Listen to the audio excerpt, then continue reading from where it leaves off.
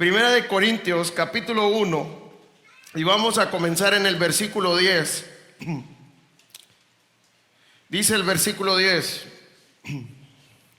Os ruego pues, hermanos, por el nombre de nuestro Señor Jesucristo, que habléis todos una misma cosa, y que no haya entre vosotros divisiones, sino que estéis perfectamente unidos en una misma mente y en un mismo parecer. La voluntad de Dios, dice Pablo en este pasaje, es que estemos perfectamente unidos. Y a mí me llama la atención, hay una diferencia entre estar unidos y estar perfectamente unidos. ¿Qué piensan? Dios no solo quiere que estemos unidos, Dios quiere que estemos perfectamente unidos. Y para ver la primera verdad en esta mañana, quiero que nos centremos en la primera frase que Pablo dice: os ruego. Y la primera verdad que vamos a ver en esta mañana es que la unidad es un fundamento esencial en la iglesia. ¿Qué significa esencial? Que debe ser algo que no debe de faltar, que no puede faltar. Y también nos muestra la importancia. Y al ver la frase que Pablo usa, os ruego, ¿cuándo nosotros usamos esa frase nosotros? Yo les voy a poner un ejemplo. Si ustedes tuvieran un hijo de 1 o 2 años y entran a la cocina y encuentran a su hijo con un cuchillo agarrado del filo, ¿qué harían ustedes? ¿Salieran corriendo a arrebatarle el cuchillo? No. Yo les apuesto que lo que harían es que se acercarían cuidadosamente y se hincarían y le dirían: te ruego que por favor soltes ese cuchillo. Y tratarían de convencer al niño para que soltara el cuchillo. Entonces, ¿en qué momento nosotros rogamos e imploramos? Pueden ser 2 razones. Uno, porque es algo de peligro, porque una persona está en peligro y usted le dice: yo te ruego que por favor hagas esto, es por tu seguridad. Y la segunda razón, cuando uno ruega e implora, es porque uno cree que es algo importante. Para Pablo esto era importante. ¿Por qué? Porque para Dios es importante la unidad. Y esto es lo que Pablo le quería mostrar a la iglesia de Corinto. Yo les ruego que estén perfectamente unidos. Yo quiero decirle que esto es importante para el Señor. Pregunta: si es importante para Dios, debe ser importante para nosotros. ¿Qué piensan? Ahora yo le hago una pregunta: ¿para usted es importante la unidad de la iglesia o no le importa? Y la meta en esta mañana es que usted pueda meditar en dónde está usted en cuanto a este tema también. ¿Para usted es importante la unidad? ¿Usted está buscando la unidad de la iglesia o está sirviendo para dividirla más bien? Esto es lo que necesitamos pensar cada uno de nosotros. Pero la primera parte es poder entender que esto es algo muy importante para el Señor y que debe ser algo importante para nosotros también, la unidad de la iglesia. Y en esta parte, yo creo que algo que salta en esto, entendiendo lo importante que es que yo necesito entender mi condición. ¿Cómo dice la Biblia que somos nosotros? Que somos pecadores, ¿sí? ¿Y qué es lo que produce nuestra carne? Dice: y manifiestas son las obras de la carne, que son, ¿qué? Y da una lista grande: disensiones, pleitos, celos, contiendas. Todo eso es lo que está en nosotros. Una pregunta: nosotros tenemos la naturaleza de ser personas unidas. ¿Qué piensan? El gran problema es que nosotros nos consideramos unidos. ¿Cuántas veces tenemos problemas en el matrimonio, pero nosotros no miramos ningún problema? Pensamos que estamos bien y todo el mundo se da cuenta menos nosotros. ¿Cuántas veces tenemos problemas en la iglesia y nosotros pensamos que estamos bien, cuando todo el mundo puede ver lo contrario? Y hasta decimos: yo no tengo ningún problema, yo no sé la otra persona. Entonces, para esta parte nosotros necesitamos reconocer nuestra condición, que no somos personas que buscan la unidad, que no somos personas que buscan estar bien con otros. Nosotros solo queremos estar bien nosotros mismos. Y por eso es importante entender que para Dios es importante esta parte y es esencial que busquemos la unidad. La segunda verdad que vamos a ver está en el versículo 10. Siempre dice: os ruego pues, hermanos, por el nombre de nuestro Señor Jesucristo. Y esta parte donde dice por el nombre de nuestro Señor Jesucristo, la verdad que nos muestra en cuanto a la unidad, que el nombre de nuestro Señor Jesucristo es el instrumento para la unidad. Si yo quiero ser uno con mis hermanos, yo necesito apoyarme en el nombre de nuestro Señor Jesucristo. ¿Qué significa esta frase, en el nombre de nuestro Señor Jesucristo? Ustedes se han fijado que cuando Dios anunciaba que iba a venir, cuando anunció a Juan el Bautista, cuando anunció a Jesús, siempre le daba un nombre y decía que significa esto. ¿Y qué mostraba cuando Dios hablaba de los nombres? Tenía un significado, lo que ellos iban a hacer, lo que Dios les había mandado a hacer. Y en este tiempo, cuando hablaban del nombre de alguien, podían conocer la esencia, podrían conocer la naturaleza de la persona.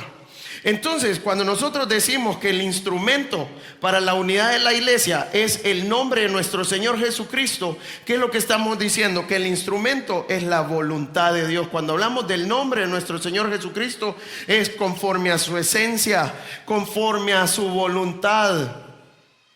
No es un hombre, no es un pastor quien define cuál es la unidad de la iglesia. No es lo que el pastor quiere en lo que estemos unidos. Es en lo que Dios nos muestra que debemos de estar unidos. Pregunta, ¿dónde encontramos la voluntad de Dios nosotros? ¿Ustedes creen que todo lo que yo hablo es palabra de Dios? Yo puedo equivocarme, ¿sí o no? El único lugar donde yo estoy seguro cuál es la voluntad de Dios es su palabra. Por eso necesitamos venir a la palabra de Dios y pedirle al Señor: Señor, muéstranos tu voluntad, muéstranos cómo tú quieres que sea la unidad de la iglesia. Muéstranos nuestros pecados, Señor. Aquí es donde vamos a encontrar todas las respuestas. Aquí es donde vamos a encontrar la manera como Dios quiere que seamos uno. Y por eso es importante entender nuestra condición, porque la Biblia, ¿qué nos dice en Jeremías 17:9? Engañoso es nuestro corazón y perverso. ¿Quién lo conocerá? Solo Dios conoce nuestro corazón. Ni nosotros mismos nos conocemos.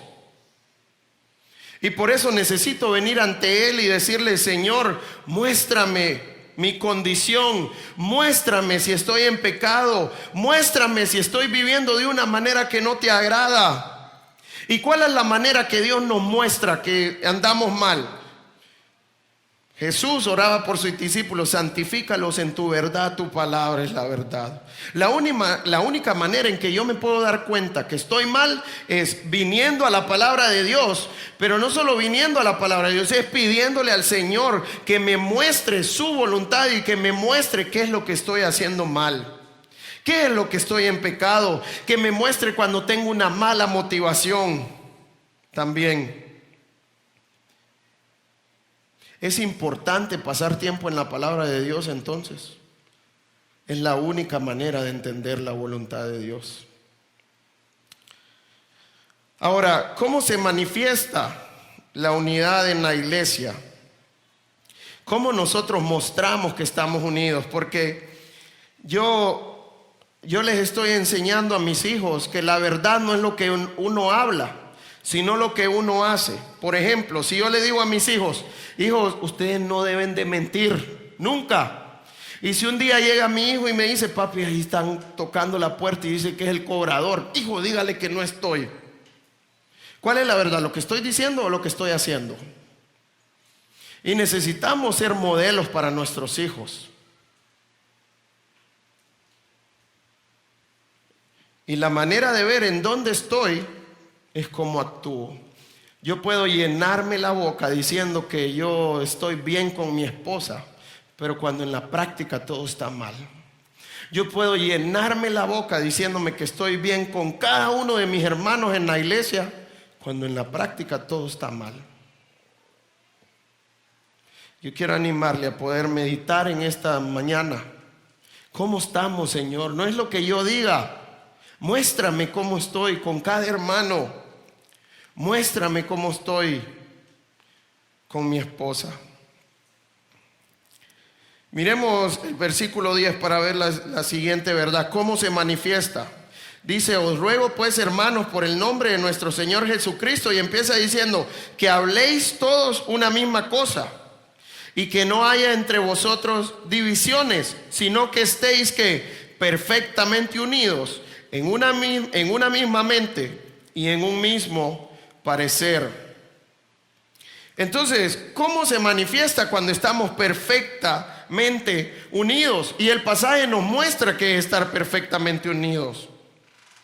La idea de estar perfectamente unidos es ser uno en Cristo. Recordamos que la voluntad de Dios es el instrumento para ser uno. Porque una pregunta, dice que estéis perfectamente unidos en una misma mente y en un mismo parecer. Pregunta, todos nosotros, algunos de nosotros tenemos una misma mente. ¿Qué piensan? Dios nos hizo seres diferentes. Dios nos hizo seres únicos a cada uno de nosotros. Nunca vamos a pensar igual, siempre vamos a pensar diferente. Ahora, ¿cómo encaja esto que Dios dice que estemos perfectamente unidos en una misma mente y en un mismo parecer? ¿Cuál es la idea con esto? La idea con esto primeramente es, primero, entender que una misma mente tiene que ver con una manera particular de pensar y de juzgar. Ahora, si nosotros miramos nuestra sociedad, hablando de moral, ¿qué tan subjetiva es la moral? Pregunta, cuando hablamos de moral, ¿es igual hablar de moral aquí en Honduras al hablar en Europa o en Alemania o en Estados Unidos o en Argentina? ¿Tenemos los mismos conceptos de moral? No siempre. Hay veces nosotros vemos algo malo aquí en Honduras, cuando en Cuba o en Argentina no lo miran mal. Entonces nunca vamos a poder estar perfectamente unidos si pensamos de esta manera. ¿Cuál es la manera de estar perfectamente unidos? Es en su voluntad. Y el otro tiene que ver en un mismo parecer, dice al final. La idea de un mismo parecer tiene que ver con tener el mismo propósito, buscar las mismas cosas. ¿Cuál es la única manera en que podemos ser uno solo es en Cristo entonces? La Biblia nos dice en Efesios 4 que crezcamos a la estatura del varón perfecto hasta que lleguemos a la unidad de la fe. Esta es la meta que Dios ha puesto en nosotros, llegar a la unidad de la fe. Ahora, ¿cómo nosotros llegamos a la unidad de la fe? No tiene que ver con la fe de lo que yo creo, sino que tiene que ver conforme a la voluntad de Dios. Necesitamos crecer, conocer la voluntad de Dios, y de esta manera es como vamos a poder pensar una misma cosa y como vamos a poder juzgar de la misma manera las cosas. Vamos a poder tener el mismo propósito cuando tenemos la mente de Cristo. ¿De qué manera nosotros tenemos la mente de Cristo? La Biblia nos dice en 1 de Pedro 2:2, desead como niños recién nacidos la leche espiritual no adulterada, para que por ella crezcáis para salvación. Necesito pasar tiempo en la palabra de Dios para poder crecer en la salvación. ¿Qué es crecer en la salvación? Es reconocer mi pecado y santificarme, vivir de la manera como Dios quiere ahora. Pero necesito entender su palabra, necesito entender su voluntad, y por eso necesito orar y pedirle al Señor, muéstrame tu palabra, muéstrame tu voluntad, Señor. Ahora, una pregunta: el hecho de que todos crezcamos en nuestro tiempo con Dios, cuando nosotros nos juntamos, ¿qué encontramos muchas veces? Que aún así pensamos cosas diferentes, ¿sí o no? Entonces, ¿qué es lo que necesitamos hacer para crecer en la unidad de la fe? Yo necesito estudiar la palabra de Dios con mis hermanos. Por eso es importante congregarnos. Porque si yo no estudio la palabra de Dios con mis hermanos, vamos a hacer islas. Así es como debemos demostrar la unidad. Vamos a Hebreos capítulo 10. para ver de qué manera se muestra la unidad en la iglesia. Hebreos capítulo 10. Y vamos a comenzar en el versículo 23. Dice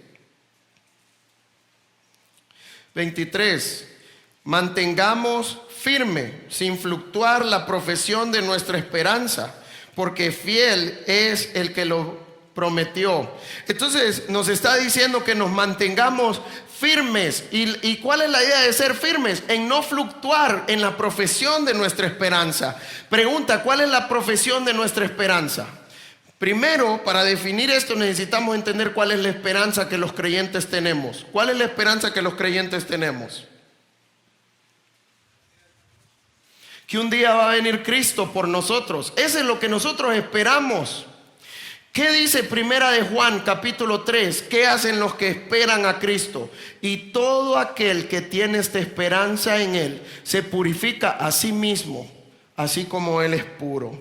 ¿Cuál es un indicio? ¿Cómo usted manifiesta? ¿Cómo yo manifiesto que estamos esperando a Cristo? Santificándonos cada día, buscando su voluntad, apartándonos del pecado y viviendo conforme a su voluntad. Esta es la manera como nosotros mostramos que estamos esperando a Cristo. Ahora, esa es la parte de no fluctuar, de mantenernos firmes. Nuestra firmeza, ¿cuál debe ser? Buscar la santidad, buscar su voluntad, crecer en ella. Ahora, ¿cómo dice Hebreos capítulo 10, versículo 24? Que lo hacemos también. Mire lo que dice: y considerémonos unos a otros para estimularnos al amor y a las buenas obras, no dejando de congregarnos como algunos tienen por costumbre, sino exhortándonos, y tanto más cuanto veis que aquel día se acerca. Entonces Dios nos da un mandato. Una pregunta: ¿esto solo es para pastores o para quién es este mandato? ¿Para quién es? Para todos nosotros. No necesito ser pastor para eso. No necesito ser un líder de la iglesia para esto. Esto es para cada miembro de la iglesia, para cada hijo de Dios. ¿Cuál es el mandato que Dios nos da? Dice que nos consideremos unos a otros. ¿Qué es considerarnos? Un ejemplo: cuando nosotros vemos a nuestra esposa planchar todo el día, a plancharle la ropa a todos para poder ir todos bien arregladitos, y a veces la esposa pone la ropa en la cama y uno de nuestros hijos se siente en la ropa planchada, hijo, qué barbaridad. Usted no considera a su mamá. Su mamá ha pasado todo el día planchando y usted viene y se asienta en el trabajo de ella. La idea de considerar tiene que ver con que sea importante para mí la persona, porque estoy pendiente de ella. Y yo estoy pendiente si la persona es importante para mí. Yo soy un hombre adulto que tengo hijos ahora. Mis papás viven en Tegucigalpa, pero ellos me llaman todos los días para ver cómo estoy. ¿Por qué? Porque me consideran, porque soy importante para ellos. Y están pendientes si no tengo alguna necesidad. Y cada vez que caigo enfermo, mi papá me llama: ¿quiere que vaya para allá, hijo? Tranquilo, papi, yo estoy bien. ¿Por qué lo hacen? Porque soy importante para ellos y por eso me consideran, por eso están pendientes de mí. Ahora, ¿qué es lo que nos está diciendo este pasaje entonces? ¿Qué debe de ser cada hermano en la iglesia para nosotros? Debe de ser importante. Y debo de estar pendiente de ellos, debo de considerarlos. Debo de estar pendiente si tiene una necesidad física, debo de estar pendiente si tiene una necesidad espiritual. Y si Dios me permite cubrir la necesidad, ¿qué necesito hacer yo? Cubrirla. Entonces, además de considerarnos, ¿qué dice? Estimularnos unos a otros al amor y a las buenas obras. ¿Cuál es la idea? Esto tiene que ver con animarnos. Tiene que ver con que yo necesito animar a mis hermanos en Cristo a buscar al Señor y apartarse de su pecado y a vivir en obediencia a su palabra. Yo les hago una pregunta: ¿qué tan importante es la iglesia entonces? Yo les hago una pregunta: ¿siempre ustedes tienen deseos de venir a la iglesia y están animados? O hay veces que uno dice, ay, domingo, no quiero ir a la iglesia hoy. ¿Les ha pasado eso? ¿O soy el único que me pasa a veces? Y si me dicen, son mentirosos todos. ¿Para qué sirve la iglesia entonces? Para animarnos. Que cuando uno está caído, ¿para qué está la iglesia? Para pegarle una zancadilla y que se caiga más. Que eso es lo que pareciera a veces. No, para levantarnos. Yo necesito animar a mis hermanos. Si un hermano falta, ¿será que le voy a llamar? ¿Y ahora con qué excusa me vas a salir, Sergio? ¿Eso es ánimo? O le voy a llamar, Mauro, mejor confesame tu pecado de un solo. Decime qué es lo que estás haciendo, hombre. ¿Eso es animar? Pero nosotros pensamos que estamos animando de esa manera. Yo quiero animarlo en esta mañana a poder animar como el Señor quiere, valga la redundancia. Que podamos ser personas que apoyan a los hermanos, que podamos ser personas que están pendientes de sus hermanos, de la necesidad. No vino, le voy a llamar, ¿estás vivo? ¿Te pasa algo? ¿Por qué no llegaste? ¿Puedo ayudarte en algo? ¿Querés que ore por vos? A veces hay gente que se nos pierde un mes y nosotros como sin arte ni parte. ¿Sí o no? Necesitamos estar pendientes de nuestros hermanos. Necesitamos que cada uno de mis hermanos sea importante para mí. Esto es la voluntad de Dios y así es como se muestra la unidad en la iglesia.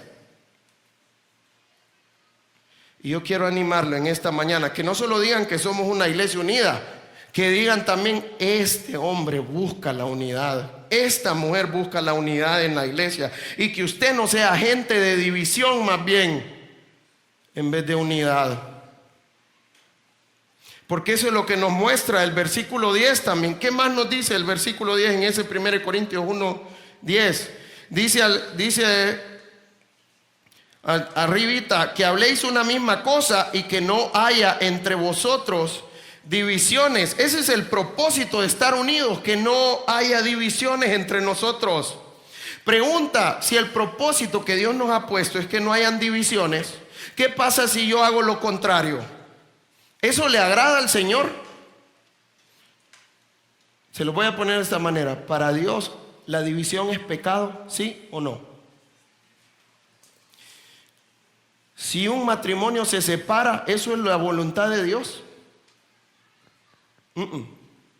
Pregunta, si una iglesia crece porque los pastores no se ponen de acuerdo y dice Sergio, no, me voy a comenzar la iglesia mejor, ¿eso es la voluntad de Dios, que nos separemos por eso y que la iglesia crezca de esta manera?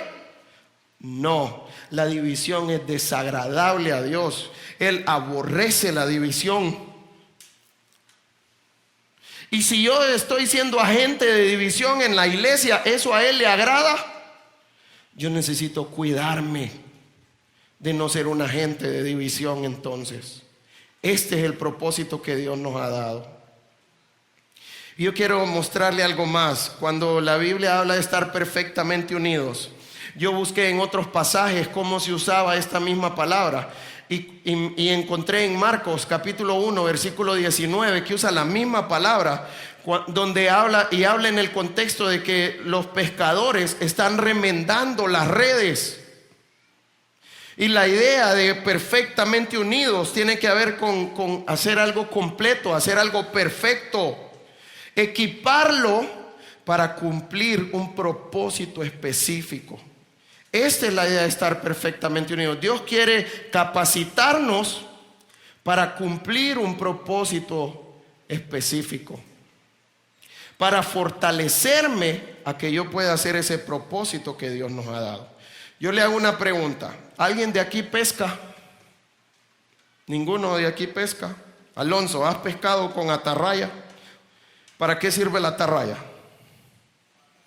Para agarrar los peces. ¿Qué pasa si la atarraya se rompe en un punto? Es una coladera. Por ahí se van los peces y no va a cumplir el propósito para el cual fue hecha la atarraya o fueron hechas las redes. Y por eso necesitamos fortalecer las redes. Necesitamos arreglar si hay algún problema. para que pueda cumplir la función por el cual fue hecha. Entendiendo esta parte, somos redes nosotros en la iglesia entonces. Yo necesito fortalecer la iglesia.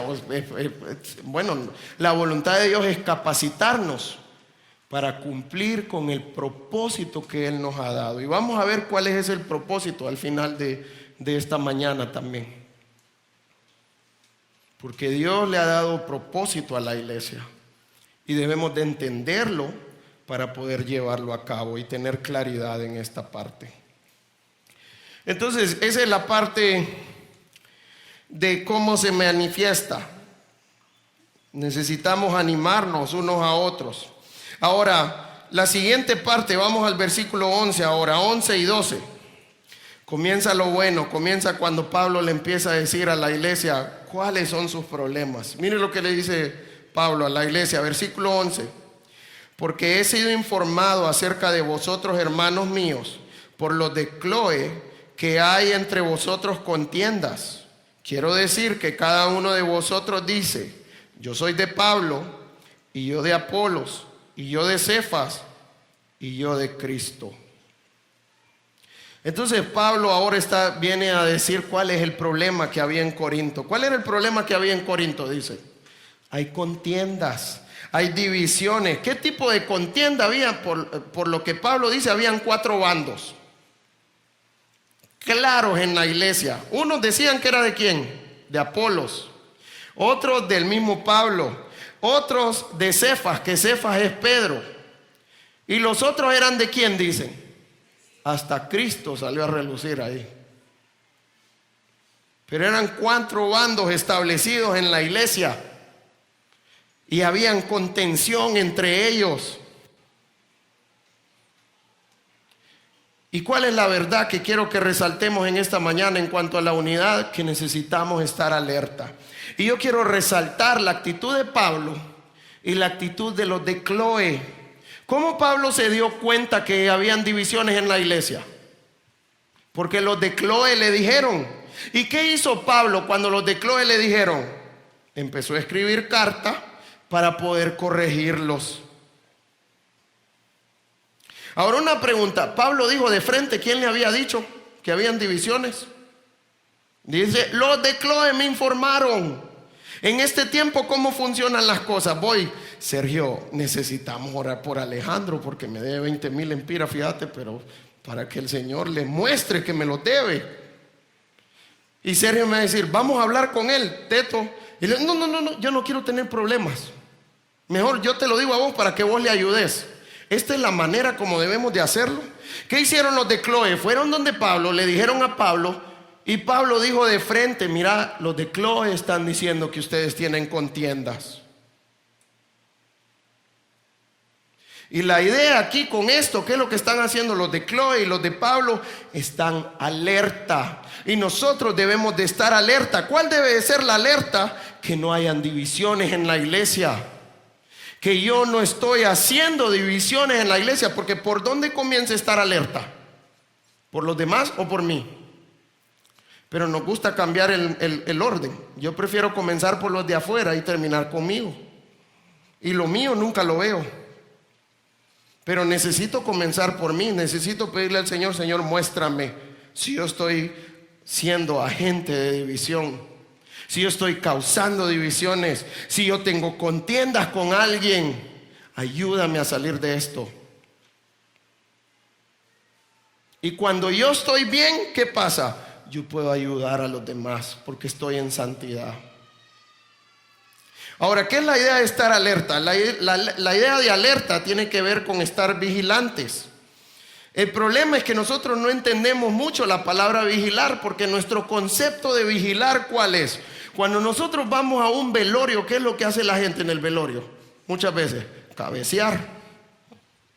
Cuando nosotros vemos un vigilante que está vigilando en la noche, muchas veces vemos un vigilante con una gran arma, con la mano en el gatillo. Pero ¿cómo está el vigilante a las 1 o 2 de la mañana? Está cabeceando. ¿Eso es vigilar? Eso no es vigilar. Vigilar es que yo necesito estar alerta. ¿Y en qué voy a estar alerta? de que no venga algo que ponga en peligro lo que yo estoy vigilando. Y si yo veo de largo que viene algo que va a poner en peligro lo que yo estoy vigilando, yo necesito actuar para poder acabar ese problema. Esto es lo que hacen los vigilantes. Esto es lo que el Señor quiere que hagamos, que estemos alertas cuando miremos que venga algo que quiera dividir la iglesia. ¿Y qué necesito hacer? Desaparecer eso. Ahora, ¿cuál es el mecanismo para hacer desaparecer las divisiones? ¿Qué es lo que está haciendo Pablo? Mandó una carta para empezar a corregirles. Yo necesito corregir a mi hermano que está causando división. Y si soy yo, necesito venir ante el Señor y que el Señor me muestre. O si mis hermanos vienen a mí, yo necesito reconocer mis pecados también. Comienzo por mí, pero después voy a ayudarle a mis hermanos. Pero ¿qué escuchamos en la iglesia ahora? Yo no me meto en la vida de nadie para que no se metan en mi vida. ¿Esa es la voluntad de Dios? ¿Qué piensan? Cuando Dios lo que nos está mostrando aquí, ¿cuál es nuestra responsabilidad? Estar alertas a que la iglesia no se divida. Y no solo es responsabilidad de los pastores, es responsabilidad de cada miembro de esta iglesia. Cuidar la unidad de la iglesia. Cuidar que no hayan divisiones. Entonces miramos que necesitamos corregirla. Ahora, lo importante con esta parte es que debemos de hacerlo sin chismes. Porque un chisme es cuando yo voy a hablar con alguien, pero yo no quiero meterme. Pero ¿qué hicieron los de Chloe? Se metieron hasta el cuello, ¿sí o no? ¿Y qué hizo Pablo? Se metió hasta el cuello. Y lo otro es hacerlo personalmente. Pablo mandó directamente carta a la iglesia. O si hubiera estado de frente, lo hubiera hecho de frente. También vemos en otros pasajes cómo Pablo se acerca de frente a la gente y la corrige. Ahora, ¿cuál debe de ser nuestra motivación? Debo de hacerlo con amor. ¿Qué pasa si yo no lo hago con amor? Anoten 1 Corintios 8:1 para que lo lean en su casa, que ahí dice que el conocimiento envanece, pero el amor ¿qué hace? Dice, edifica. Por años, cuando yo conocí a Cristo, yo leí ese pasaje y yo decía, por eso no me gusta el conocimiento, Señor, porque me voy a envanecer. Por eso yo le huyo a eso de estudiar mucho. Pero ¿qué aprendimos la semana pasada? Que Dios los enriqueció ¿en qué? En toda palabra y en todo conocimiento. Para Dios es importante el conocimiento, entonces claro que es importante, sino cómo yo voy a juzgar y cómo yo voy a pensar como el Señor quiere. Yo necesito conocer la palabra de Dios, necesito entender su voluntad, necesito discernir su palabra. El cuidado es que no seamos cabezones espirituales. ¿Qué significa un cabezón espiritual? Que es puro conocimiento, pero que no vive nada, porque no está acompañado de amor. Entonces la Biblia lo que nos dice es que el conocimiento es importante, pero necesita ser acompañado de amor. Porque cuando está acompañado del amor de Dios, ¿qué es lo que hace? Dice la palabra de Dios. Me va a edificar a mí y va a edificar a las personas que están a mi alrededor también. Y si usted dice que ama a sus hermanos, ¿qué tiene que ayudarles a hacer entonces? A edificarlos. A usar todo el conocimiento que Dios le ha dado en la palabra de Dios y con amor trabajar con ellos para que ellos puedan ser edificados en la palabra de Dios, para que puedan vivir para el Señor. ¿Qué tan importante es el conocimiento y el amor entonces? Muy importante. Y así es como se muestra el amor en la iglesia. Entonces, ¿qué más hizo Pablo? Mire lo que dice en el 12 nuevamente. Quiero decir que cada uno de vosotros dice, yo soy de Pablo, y yo de Apolos, y yo de Cefas, y yo de Cristo. ¿Quién era Pablo para esta iglesia? Era el fundador de la iglesia. ¿Quién era Apolos? La Biblia dice que Apolos era un hombre elocuente en las escrituras. Y estamos hablando, ¿dónde está la iglesia de Corinto? Es Grecia. ¿Qué tan importante es el conocimiento para los griegos? De ahí salió la filosofía y todas esas cosas que miramos en este tiempo. Todos los filósofos reconocidos son griegos, la mayoría. ¿Qué tan importante era el conocimiento para los griegos entonces? El otro era Cefas, Pedro. ¿Con qué relacionaban a Pedro? Con la ley. Tanto que Pablo hasta lo corrigió una vez. Y el otro bando era con Cristo. Y podríamos decir, son 4 hombres de Dios. ¿Cuál es el problema? Incluso el último grupo, yo soy de Cristo. ¿Cuál es el problema? ¿Es verdad que somos de Cristo, sí o no? Pero ¿cuál es el problema entonces? Eso es como que nosotros digamos, somos una iglesia de sana doctrina. No hay ninguna iglesia como nosotros. ¿Cómo se llama eso? Orgullo. Y lo que causa son divisiones. Pablo entendía que el problema era que habían bandos en la iglesia. Es como a mí a veces me preguntan, ¿y usted qué es? ¿Arminiano o es calvinista? Y yo no sé qué dijo cada uno de esos hombres. Mejor estudiemos la Biblia. ¿A qué nos mandó el Señor a nosotros? A estudiar la palabra de Dios y a vivir conforme a su palabra. No a ver qué dijeron hombres reconocidos o usados por Dios también, pero hombres siempre son siervos del Señor solamente. Pero el dueño de la obra, ¿quién es? Cristo mismo. Debo de venir a Él. Esta es la voluntad de Dios, que vengamos a su palabra. Entonces, esta es la parte de discernir el problema. Vamos a ver ahora la siguiente parte, versículo 13. ¿Acaso está dividido Cristo? ¿Fue crucificado Pablo por vosotros? ¿O fuisteis bautizados en el nombre de Pablo? Mire el ejemplo que pone Pablo. Se pone él mismo. ¿Yo morí por ustedes? No. ¿Fueron bautizados en mi nombre? No. ¿Y qué más dice en el 14? Doy gracias a Dios de que a ninguno de vosotros he bautizado, sino a Crispo y a Gayo. Muchos creen que para Pablo era de poca importancia el bautismo por estas palabras. Pero déjenme decirle lo que Pablo está haciendo. Versículo 15. Para que ninguno diga que fuisteis bautizados en mi nombre, también bauticé a la familia de Estéfanas. De los demás no sé si he bautizado a algún otro. Entonces, ¿cuál es la idea? En la parte de la corrección debemos demostrar la voluntad de Dios. Pablo comienza mostrando, diciéndoles que las divisiones son pecado, que a Dios no le agrada la división. Pablo les muestra que Dios quiere que estén perfectamente unidos. Les está mostrando su voluntad. Pero ¿qué más les está mostrando en esta parte Pablo aquí? A no idolatrar las cosas, a no poner cualquier cosa por encima de Dios. Muchos pusieron a Pablo por encima de Dios, pusieron a Pedro por encima de Dios, pusieron a Apolos por encima de Dios, pusieron el orgullo de decir que son de Cristo por encima de Dios también. Pusieron el bautismo por encima de Dios. Pregunta, ¿el bautismo es importante en el Evangelio? Sí, porque Dios nos mandó a bautizar. Pero bautizamos porque Dios nos manda. Y debemos de darle el orden que Dios establece a cada cosa.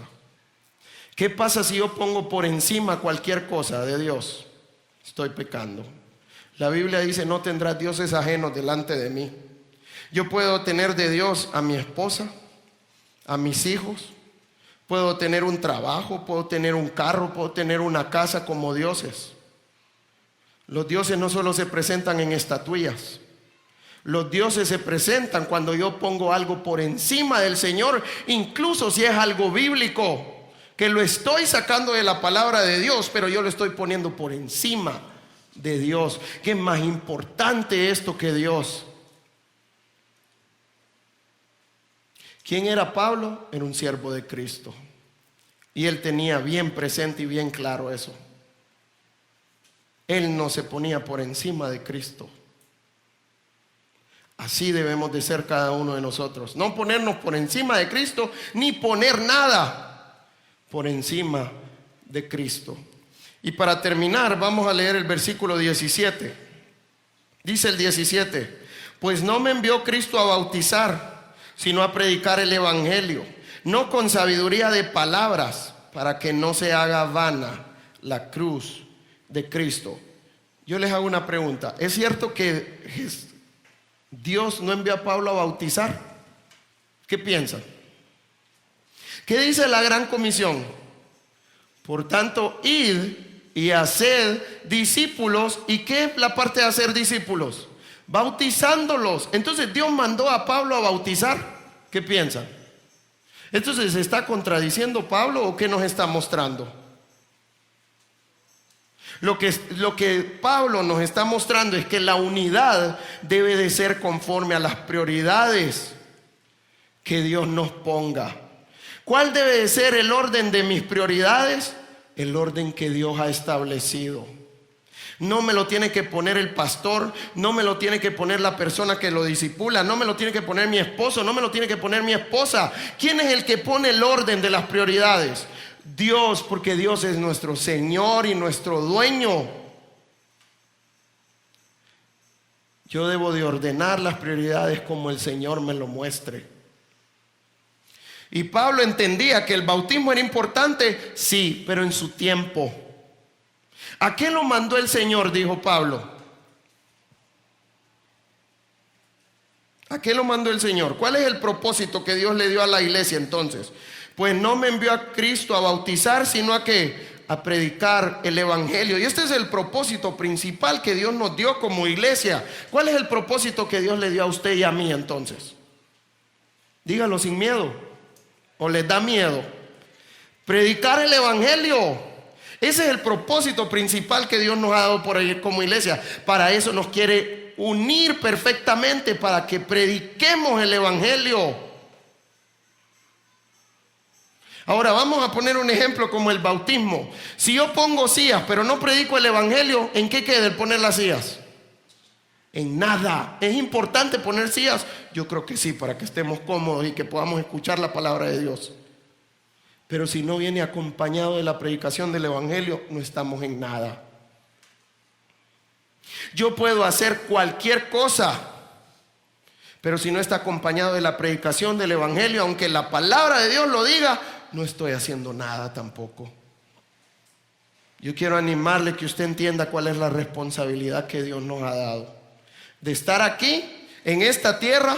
Y si usted todavía no se ha muerto, ¿para qué lo quiere el Señor aquí a usted? Para predicar el evangelio.